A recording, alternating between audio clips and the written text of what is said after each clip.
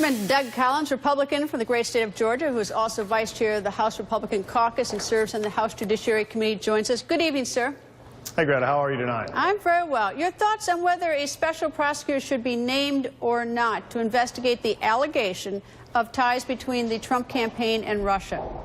I think not at this point. I think the intelligence committees on both the House and the Senate have just begun that process. I think Chairman Nunes today actually discussed that. There are differences on how fast or how slow this process is going, but I think the proper starting places is within our House intelligence committees, access to classified briefings, access to the things that they need to do, and begin to look at this. And I think it does need to be something that we look into. It is part of the oversight that we need to be a part of, but let's take the process as it is starting right now, and let's begin to work that process first. Do you fear any sort of criticism, though, that the House, because the House is run by the Republicans, that they'll slow walk this? The Intelligence Committee does most of its hearings and investigations behind closed doors, and you've got the problem that at least 53% in a recent NBC Wall Street Journal poll from February 18th say that 53% say that U.S. Congress should investigate. They didn't say special prosecutor, but that there is at least a significant number of American people who are curious about this. And do you not want to swiftly put this to rest and satisfy everyone?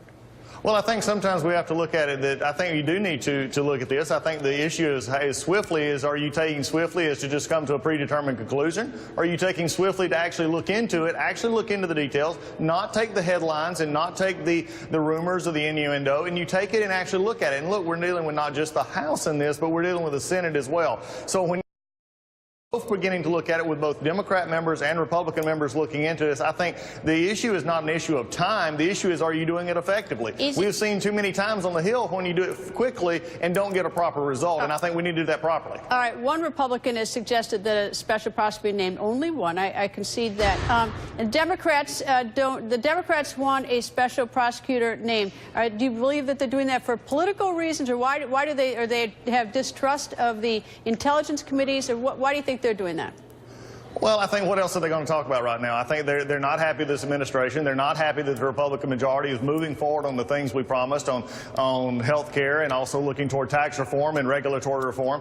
I think the interesting thing here is also when you listen to the comments, and my friend Joe Crowley just a second ago said that one of his main emphasis for making sure that we investigate this is the fact that the president has never directly confronted or made any disparaging comments about Vladimir Putin. Well, I'm not sure, I'd have to go back and check, but I don't think I've ever made any disparaging comments about Joe Crowley, but I wouldn't vote for Joe Crowley. So, I mean, I think we've got to be very careful on how we're going about this, and I think what we're doing it is in the proper way and looking forward into keeping it within the context of what is fact, what is fiction, and we move forward on it and give the American people the results. If I was, the Democratic Party without the agenda and with the defeat from last November, I think they're searching for anything to try and delegitimize this president and to slow the Republican majority down from doing the things we promised to do. Do you expect tomorrow night that he will get a warm, or as Congressman Crowley said, a polite reception from all the Democrats? I think this is probably where Congressman Crowley and I could probably agree. I think you're going to get a nice reception, a very good reception from the Republicans. I think there'll be a polite reception from the Democrats. I think this is just this kind of speeches have played themselves out that way, in which you'll have the positives and the negatives expressed in applause and also sitting. Congressman, thank you very much for joining us. Hope you come back. Greta, I look forward to it. Take care.